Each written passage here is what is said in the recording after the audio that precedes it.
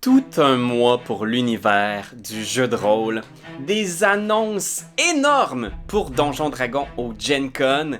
Moi j'ai joué à toutes sortes de jeux cet été, donc je vais vous parler de ce que j'ai testé, ce que j'ai aimé, ce que j'ai détesté. Non, c'est pas vrai. Et je vais vous parler aussi qu'est-ce qui s'en vient dans les prochains mois, qu'est-ce qu'il y a à surveiller dans l'univers du jeu de rôle. Fait que oui, beaucoup de stock. Fait que sans plus tarder, plongeons dans le jeu de rôle par là-bas!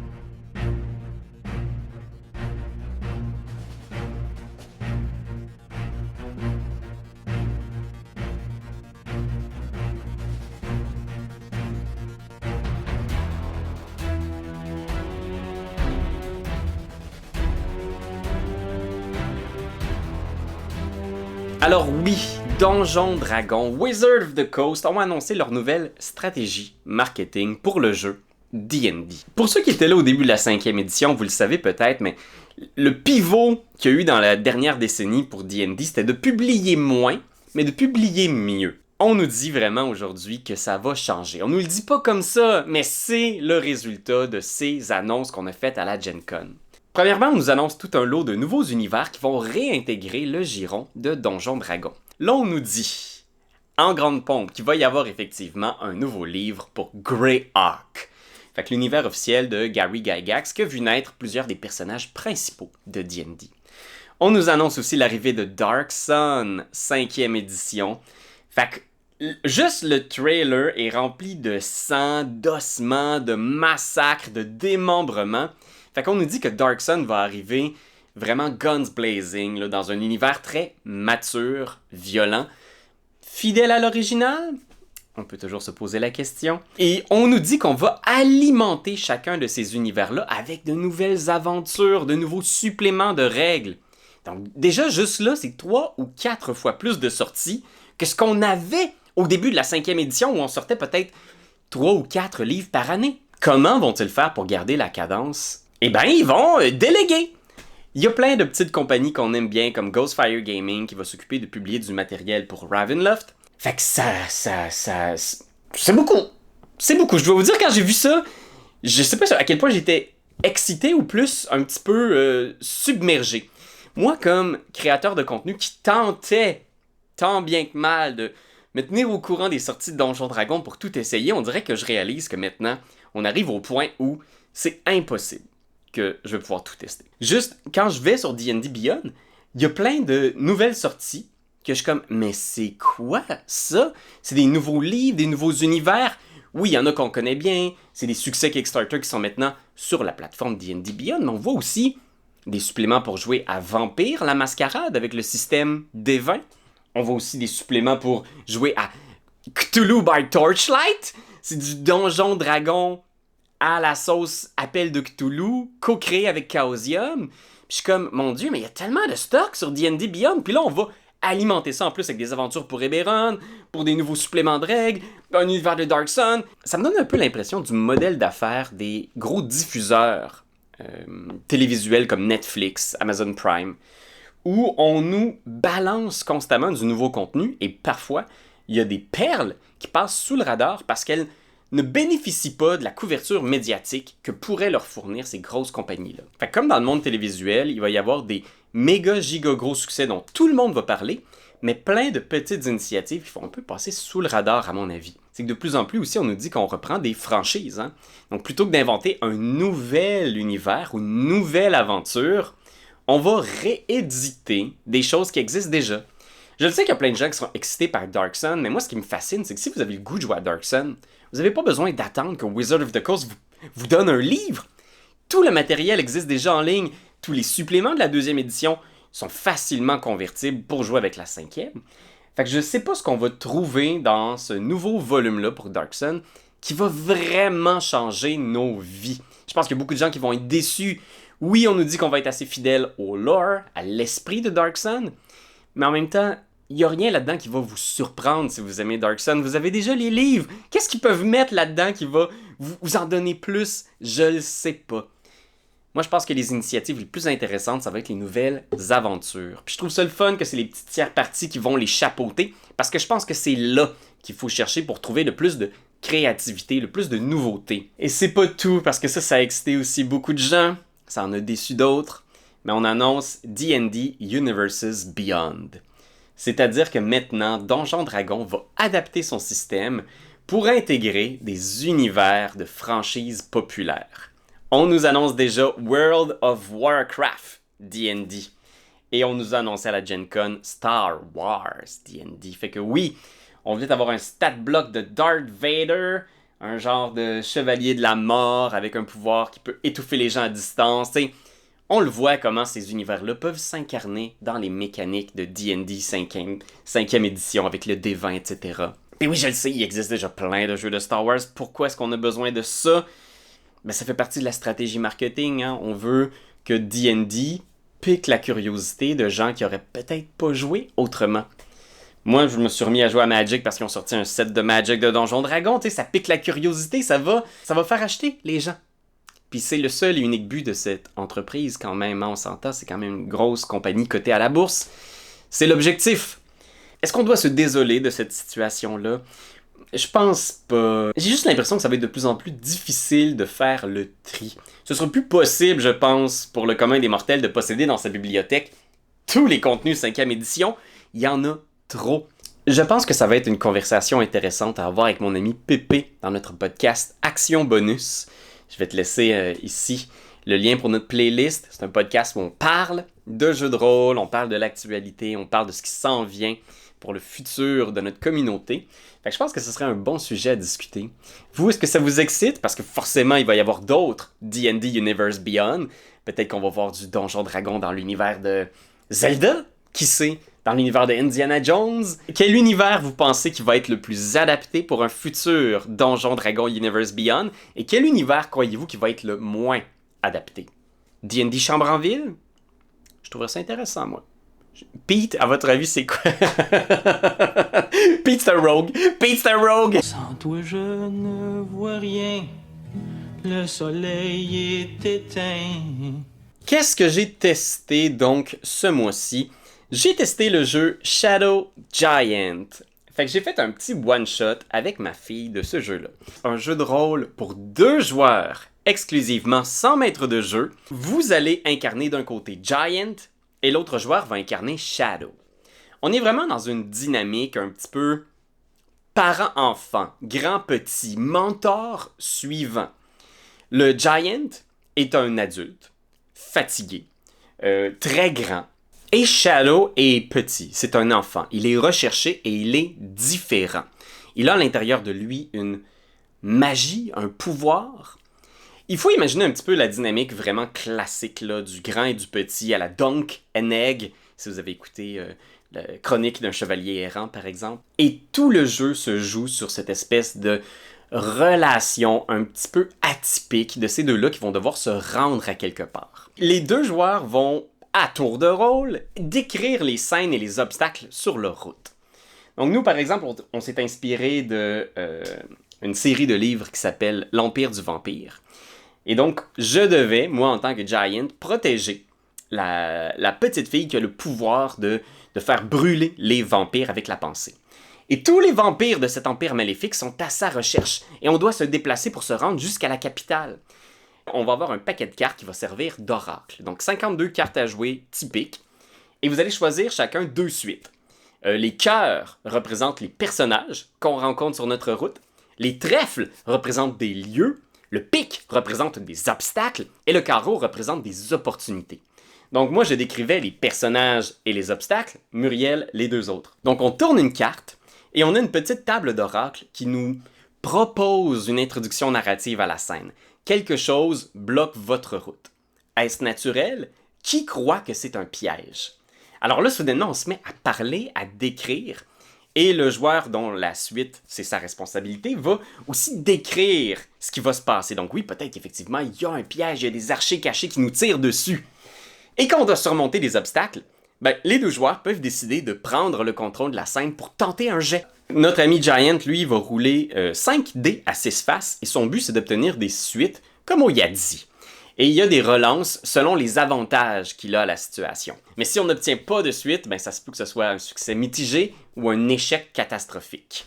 Toujours, le lancer de dés relance l'action dans une direction où l'histoire va toujours avancer vers des nouvelles scènes, des nouvelles situations. Du côté de Shadow, lui, le petit, il a une tour de dés à faire avec ses 5 dés à 6 faces. Et quand il jette un dé, il doit faire basculer la tour sur la table. Et son but, c'est de faire tomber les dés de telle façon qu'ils sont tous tombés, il n'y en a pas aucun qui reste dans la tour, mais qu'il n'y a aucun dé qui tombe en bas de la table. C'est censé symboliser l'équilibre qu'il cherche à trouver avec ses pouvoirs et sa vie d'enfant. Et le dé qui est le plus proche de lui représente le résultat final de son test. Selon le type de pouvoir qu'il veut utiliser, il y a des pouvoirs qui sont créatifs et des pouvoirs qui sont destructeurs. Ben, il va avoir soit à rouler haut ou bas. C'est intéressant, surtout que Shadow a toujours la possibilité de rouler un extrême, mais de rouler sur sa table de cauchemar du Shadow. Fait que c'est comme si, comme dans Avatar, le dernier maître de l'air, il déployait ses pouvoirs, mais il perd le contrôle. Les tables d'oracle sont hyper bien faites, c'est super stimulant, ça fait des super beaux one-shots, des petits films de jeux de rôle que vous créez à deux. Je suis pas fan du système de dés, par exemple. Je trouve qu'il est pas assez intuitif, il est pas assez automatique, il y a trop d'étapes avant d'obtenir le résultat. J'aime quand le système de dés est un peu plus effacé, un peu plus rapide, un peu plus snappy. Là, je dois dire que, tu sais, moi qui jouais Giant, là, d'essayer d'obtenir les meilleures combinaisons d'il y a 10, c'est que ça nous sortait tellement de l'histoire pour essayer de faire les combinaisons que j'aurais aimé ça quasiment retrouver dans un bon vieux système des 20. Tu vois-tu, il y a des forces dans le système des 20. Il n'est pas parfait, mais ton résultat est rapide. Très vite, on peut retourner dans l'histoire. Je pense que c'est vraiment le système de dés qui est la faiblesse de ça, qui fait qu'il n'y a pas grand-chose pour faire évoluer mécaniquement ce système-là. Fait qu'il est un petit peu limité. Il va vraiment falloir des amateurs de systèmes très très narratifs parce que c'est là où il faut mettre de l'amour pour que le jeu brille et fonctionne. Écoute, c'est une belle initiative, c'est un beau petit livre, il est bien produit, fait que vous pouvez aller jeter un œil. The Merry Mushmen nous ont envoyé leur nouveau jeu, Dungeon Inc. Donc, Dungeon Inc., c'est une réédition d'un jeu qui existe déjà depuis un petit moment, où le but, c'est d'incarner des monstres qui opèrent un donjon. Donc, non, on va pas explorer, on va pas tuer des monstres, désamorcer des pièges, on est vraiment de l'autre côté du rideau. Donc, nous, on a une entreprise, on travaille pour une liche ou un flageoleur mental célèbre, et notre donjon a une réputation. Des aventuriers viennent de partout dans le monde pour aller dans notre labyrinthe et trouver des trésors. On a toutes sortes d'employés, il y a plein de départements, et ça, c'est vraiment chouette. Il faut se rappeler ici là, qu'on est vraiment dans un univers proche de Donjon, la bande dessinée de Johann Sfar. Fait que c'est vraiment rigolo, c'est pince sans rire. Nous, on incarne des monstres qui ont pour mission de régler les problèmes dans le donjon. Fait qu'il y a toutes sortes de choses qui peuvent se passer dans le donjon. Il y a des clients qui peuvent être perdus, il y a des clients qui peuvent causer des problèmes, il y a des clients qui peuvent être entrés dans les coulisses, dans la salle des employés, ils sont pas censés être là, mon Dieu! C'est hilarant. Des fois, il faut sortir à l'extérieur aussi pour essayer d'aller retrouver, je sais pas moi, de nouveaux monstres, aller faire du recrutement, aller faire de la reconnaissance incognito. Le système est tout simple. Il est très inspiré des systèmes vieille école de type Macchiato Monster, Black Sword Hack. Fait que c'est vraiment le système ici. Vous avez les 6 caractéristiques classiques, force, dextérité, intelligence, etc. Et vous roulez 3d6 pour déterminer dans l'ordre quelles sont vos valeurs de caractéristiques de monstre. Et par la suite, tous les tests, c'est un lancer d'un D20, Roll Under. Donc vous devez obtenir un résultat inférieur ou égal à votre force pour réussir un test de force. Vous avez très peu de points de vie, vous avez quelques traits qui définissent quel genre de monstre vous êtes. Vous pouvez choisir aussi d'avoir des entraînements spéciaux. Fait que vous pouvez connaître quelques sorts, vous pouvez avoir un compagnon animal, etc. L'aspect monstre du jeu est assez abstrait. Vous n'avez pas d'habileté de gluant ou de drainer la vie de quelqu'un. C'est vraiment plus abstrait que ça. Si vous jouez un squelette, il y a rien dans les mécaniques du jeu qui vous distingue de votre ami qui joue un orc. Peut-être que vous avez roulé plus de force puis que c'est ce qui vous a inspiré à jouer un orc, mais c'est tout! Oui, vous avez l'option de créer un entraînement spécialisé qui vous donne un don qui peut être monstrueux. C'est vraiment libre, c'est ouvert. Vous pouvez inventer le don monstrueux de votre choix. Mais en même temps, on nous donne très peu d'exemples de ce que ça peut être. J'aurais aimé ça en avoir vraiment plus. C'est ça qui est le plus fun, qui est le plus unique de la proposition, à mon avis. Il y a beaucoup de très bonnes tables aléatoires qui sont extraordinaires sur l'espèce monstrueuse de vos collègues, sur votre item de départ qui peut être un truc très, très insolite, très pratique comme des bombes fumigènes ou un pass gratuit à la cafétéria. Mais au niveau de comment le monstre est incarné mécaniquement, on nous en donne très peu. Je pense qu'on prend pour acquis qu'on joue des monstres classiques de D&D, puis qu'après ça, on va utiliser notre créativité puis le bon vouloir de notre MJ pour donner de la saveur à notre squelette ou à notre mimique, à notre doppelganger. Mais tu sais, c'est la proposition. Si on veut vraiment un jeu qui est minimaliste, où est-ce qu'on laisse beaucoup de place à la créativité des joueurs plus qu'aux mécaniques du jeu. Là où le jeu brille vraiment, c'est dans le petit guide des aventures. C'est un petit booklet qui contient une série d'aventures, de propositions, de problèmes à régler. Et c'est là où on voit à quel point le jeu peut être drôle, peut être intéressant, parce que c'est des puzzles qu'on voit jamais dans un jeu de rôle classique. Ou on voit trop peu, en fait. On va s'aventurer dans le donjon, mais avec en main la carte du donjon. On connaît les places, on sait où sont placés habituellement les différents monstres. Quand ils se comportent bien sûr, parce que les monstres sont les monstres, fait que des fois, il y a des employés qui font des siennes. Et ça, c'est ce qui est vraiment le fun du jeu. Il y a une aventure, par exemple, où un groupe a été complètement massacré, mais on pense que le magicien du groupe a survécu. Puis on l'a pas retrouvé nulle part. Alors on est envoyé pour essayer de retrouver le magicien qui est caché quelque part sur l'étage. Fait que là, ça devient un puzzle d'enquête. Il faut poser des questions à tous les monstres en faisant « Avez-vous vu un magicien ici? Un petit humain comme ça, avec des gros favoris? » Puis c'est tellement drôle. Je veux pas trop spoiler les solutions à ces problèmes-là, mais elles sont tellement savoureuses. Ah oui, moi j'ai adoré toutes les petites aventures de ce livre-là. Je pense que tu pourrais même les rouler avec OSE ou n'importe quel autre système générique, là. Mais ça, à mon avis, c'est un incontournable. Comme d'habitude, les Merry Mushmen produisent des super beaux livres. L'autre système intéressant dans Dungeon Inc., c'est qu'à la fin de la session, on fait un débrief et on va voir une évaluation pour établir qui va être l'employé du mois. Et selon, est-ce qu'on a réussi la mission? Est-ce qu'on s'est distingué? Est-ce qu'on a endommagé le matériel du donjon? Est-ce qu'on a dû tuer des monstres du donjon? On va avoir des plus ou des moins. Et chacun va lancer un des 20 pour essayer d'être l'employé du mois. C'est vraiment chouette parce qu'il y a plein de petites règles aussi pour vivre sa vie de monstre entre les missions. Fait que c'est quoi la vie d'un monstre dans ce donjon-là? Avez-vous des hobbies? Où est-ce que vous vivez? Est-ce que vous êtes capable d'avoir une augmentation de salaire? C'est très, très drôle. C'est tout à fait dans le ton et du game. C'est pas exclu qu'on fasse pas un petit one-shot à mener parce qu'on a vraiment rigolé. Fait que oui, Dungeon Inc., c'était très rigolo. Allez jeter un œil si ça vous intéresse. Et là aussi, Internet, je suis en train de lire plein d'autres one-shots. Parce que vous êtes plusieurs à m'avoir écrit pour me dire « Hey, le top one-shot était vraiment génial, plein de bonnes aventures, mais trop peu d'aventures en français. » Donc présentement, je suis en train d'essayer de trouver la liste des meilleures aventures en français pour Donjon Dragon ou système des 20 compatible.